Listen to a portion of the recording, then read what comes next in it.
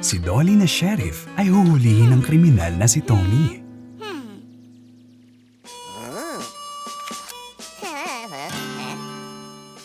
Pero ano ito? Tumatawag si Panda ng tulong. Iligtas niyo ako! Kinuha ni Thorny na Indian si Panda.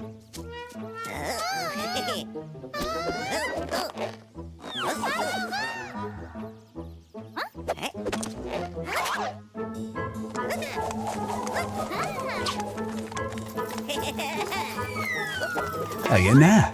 Ang Indian ay nahuli ni Dolly na sheriff at ang matapang na Tommy ay nailigtas si Panda. Salamat, Tommy!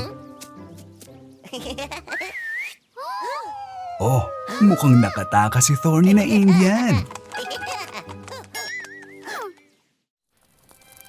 Si Thorny na Indian ay nagpapainit sa tabi ng apoy.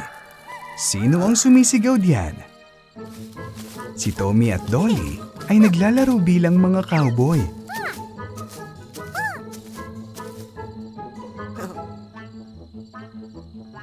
May ideya si Thorny.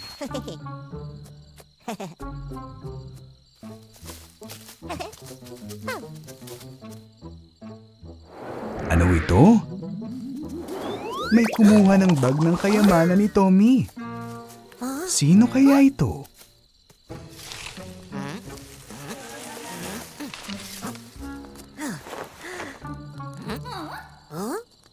Thorny, kinuha mo ang aming bag. Kumuha kayo mga kaibigan. Magpainit tayo sa tabi ng apoy ng magkasama.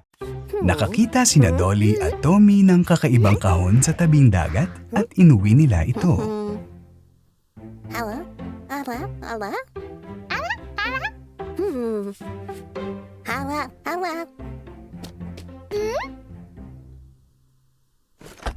Ang kahon ay may kakaibang tunog. Parang may laman. Yan ay...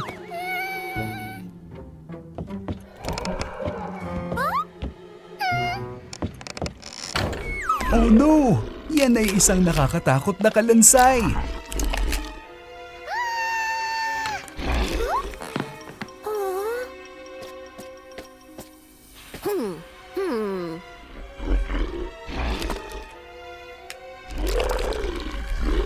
Wag, Tommy!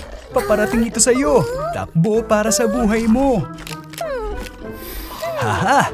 Takot ang kalansay sa flashlight!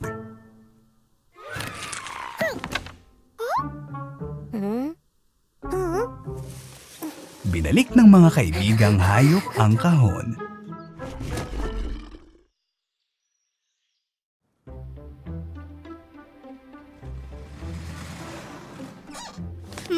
Si Tommy, Dolly at Panda ay dumating sa eskwelahan.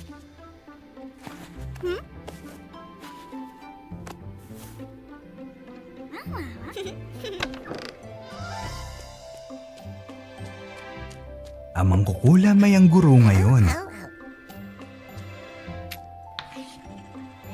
Oh, ano ito?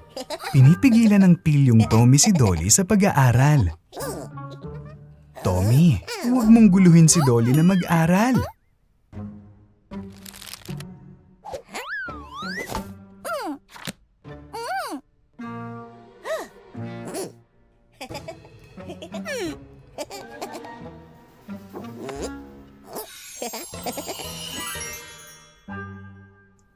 Puff! Hindi naguguluhin ni Tommy si Dolly. Naglalaro ng bowling sina Tommy, Dolly at Panda.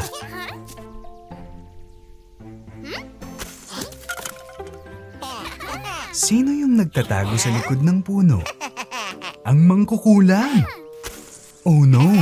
Gustong maglaro ulit ng kalokohan ng mangkukulam.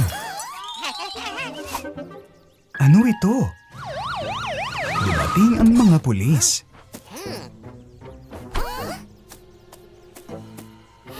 Si Johnny na pulis ay nagbigay ng sulat sa kanyang mga magulang.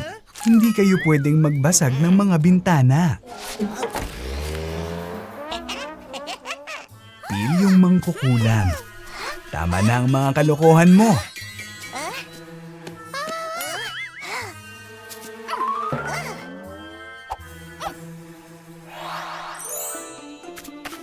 Walang sirang bintana, walang sulat. Sina Panda, Dolly at Tommy ay sumakay ng scooter at mga skateboard. Oops! Natumba si Tommy at nagasgas ang kotse ng pulis. What should we do?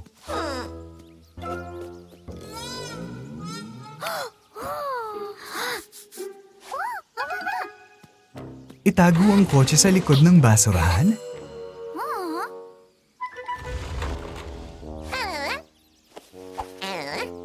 Dapat ba nating takpan ng band-aid ang gasgas?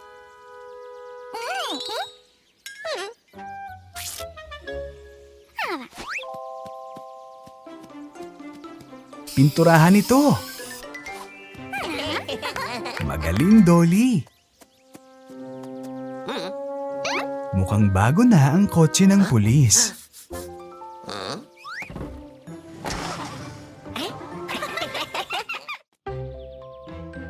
Si Dolly at Panda ay nag-aalaga ng mga bulaklak.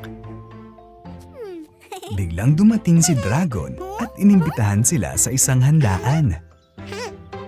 Pero hindi makasama ang mga babae dahil abala sila.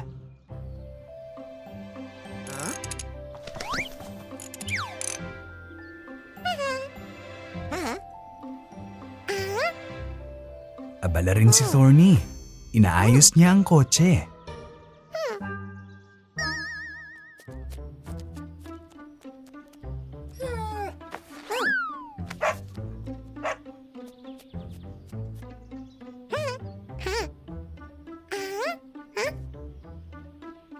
At ganoon din si Tommy. Naglalaro siya sa aso. Kawawang Dragon. Walang makakarating sa kanyang pista. Yay! Ang mga kaibigan niya pala ay naghanda ng isang sorpresa.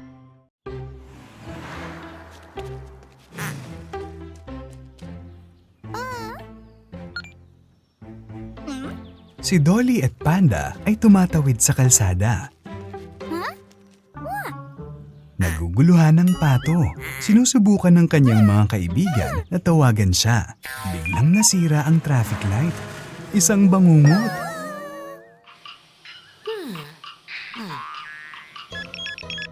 Nakita ni Johnny ang senyales ng alarma at tumakbo siya para alamin ang problema.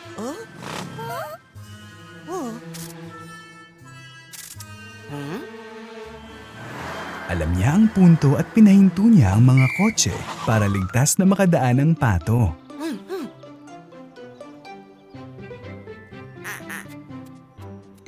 Sa wakas, nakarating na ang pato sa kabilang kalsada. Marahan siyang niyakap ni Dolly at Panda. Si Dolly ay may sariling maliit na tindahan. Bumili si Panda ng isang piraso ng cake mula sa kanyang kaibigan. Gusto rin ni Tommy ng cake pero wala siyang pera. Hindi, Tommy! Hindi pwedeng dinosaur. At hindi rin ng isang higad. At bumili si Dragon ng ilang mga paborito niyang pagkain. Oh! Ang palaka ay nasa ulo ni Dolly. Siya ay galit. Malungkot si Tommy.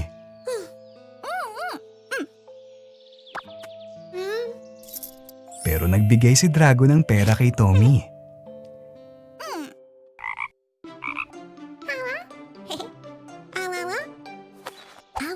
Nagulat si Dolly. Pero binigyan pa rin niya siya ng isang piraso ng cake. Ngayon, mukhang masaya ang lahat. Isang pwesto ng sorbetes ang lumitaw ng bigla na lang. May ideya si Johnny. Gusto ni na Panda at Dolly ng sorbetes habang sila ay lumalakad.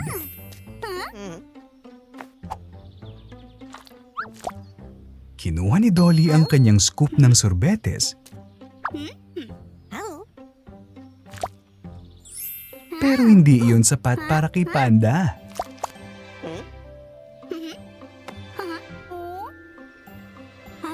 Gusto rin ni Dolly ng higit pa.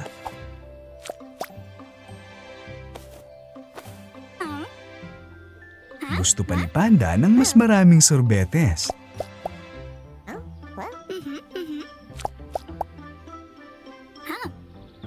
Kaya halos malaglag ng nagbebentang Johnny ang apa.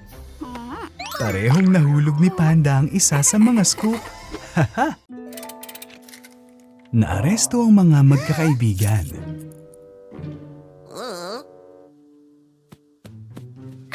Naglabas si Panda ng ipit at sinubukang buksan ang pinto. Pero napansin sila ni Johnny na pulis. Hindi mo siya maluloko.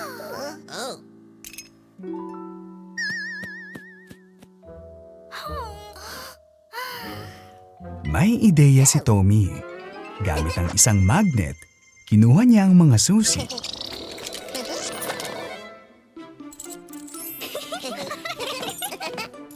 At nagtakbuhan ang mga magkakaibigan.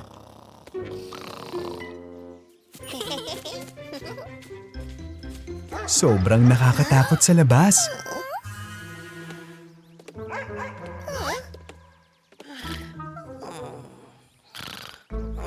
Dumating si tatay at nagalit dahil nakatulog si Johnny na pulis.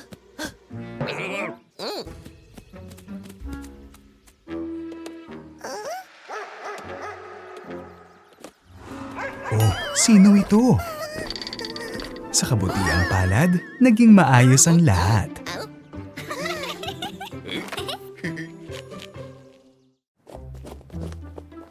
Naglalaro ang mga batang babae at gusto ni Thorny na gumawa ng snowman. Gusto rin tumulong ni na Panda at Dolly.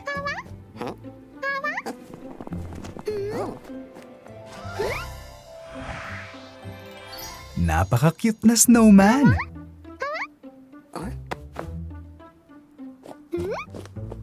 Pinakinang ito ni Thorny. Galing!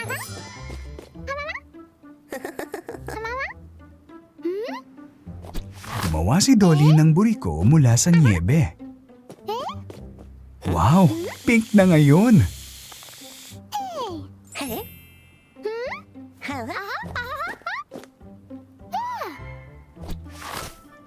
Gumawa ng multo si Panda. Ngayon ay kumikinang din. Oh no! Buhay ito! Bilisan mo at tumakbo! Nagdedekorasyon si tatay gamit ang mga laruan sa Christmas tree. Naubos ang mga laruan at humingi si tatay kay Tommy na dalan siya ng mga bago mula sa basement.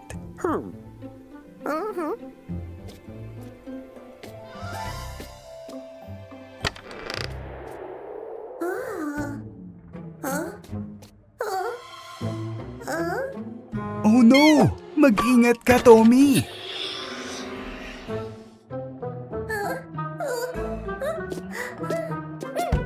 Oops! Parang nakakandado ang pinto.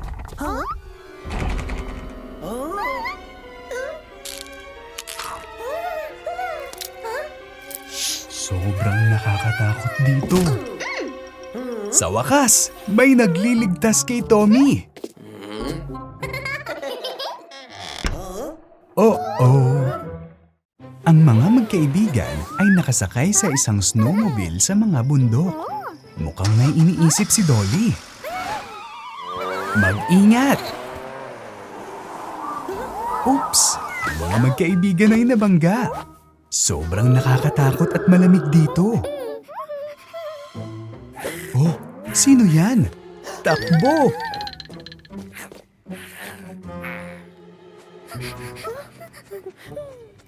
Sinusubukan niyang sirain ang snowmobile.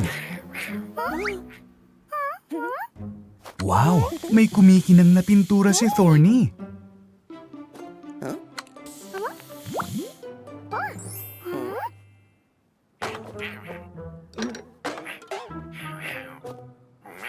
Haha! Ang mga magkaibigan ay kumikinang sa iba't ibang kulay. Tinakot nila ang estranghero. Sumilip si Panda at umupo sa upuan habang natutulog si Johnny na pulis. Kinuha ng lahat ang kanilang sasakyan at umalis.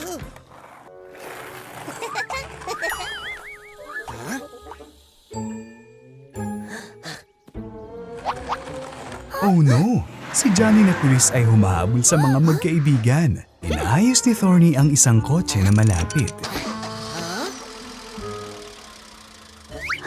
Siya ang mga magnanakaw na nakawin nito. Grabe ang habulan.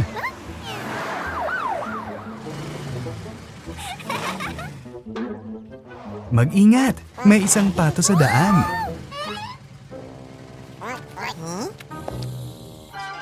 Paparating na si Johnny na pulis. Umalis ka na! Madilim na at naubusan ng gasolina ang kotse. Hindi na sila makapagtago ngayon. Gumagawa ng snowman sina Dolly at Panda. Wow! May truck ng bumbero si Johnny. Wow! Astig na kotse!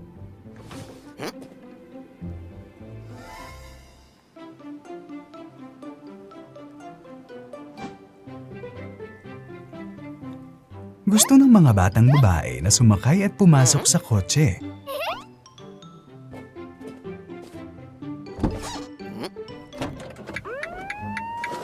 Oh no! Nalaglag ang gulong ng kotse. Si Johnny na bumbero ay tumawag kay Thorny para humingi ng tulong.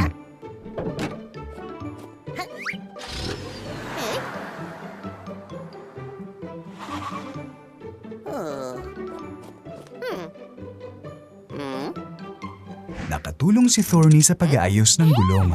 Salamat! Biglang may nagsalita sa radyo ni Johnny na bumbero. Bilisan mo ang tawag! Si Dolly at ang kanyang ina ay naglalakad sa paligid ng tindahan. Humingi ng laro ang multo si Dolly.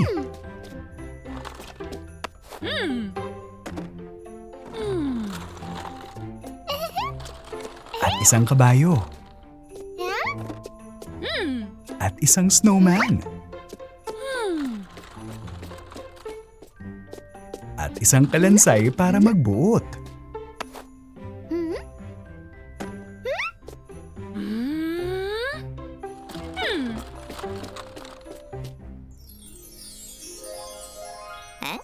Oh, mangkukulam yan.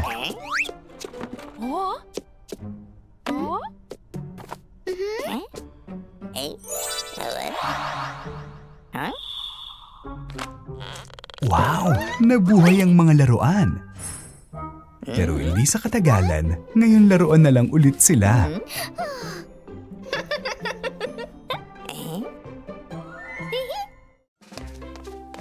Dumating sina Panda at Dolly sa tindahan para sa mga matatamis. Mukhang wala sa kanila ang may pera.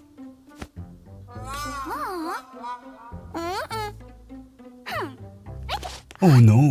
Balak ni Panda na kumuha ng candy nang walang pahintulot.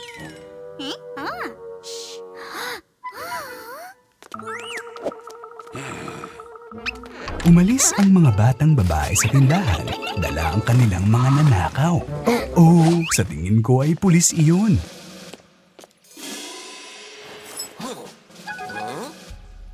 Oops! Nalaglag ni Panda ang candy.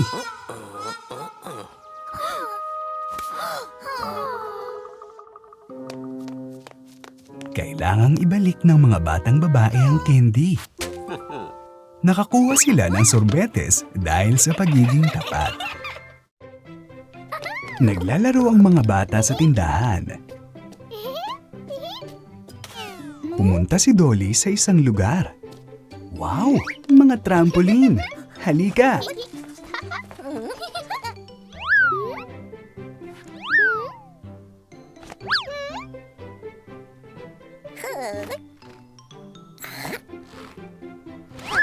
At nasaan si Tommy? Oh no! Tumalon si Tommy ng napakataas kaya naipit siya.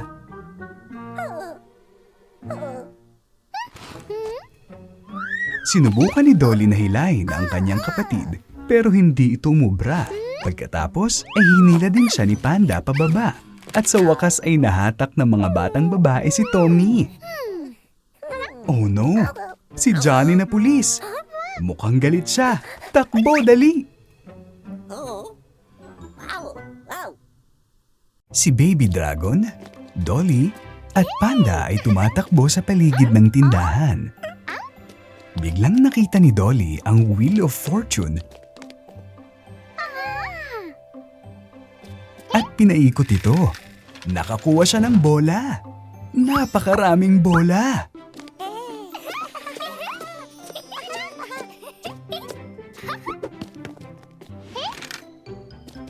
Sa pagkakataong ito, nalaglag ang ilang laruang kabayo.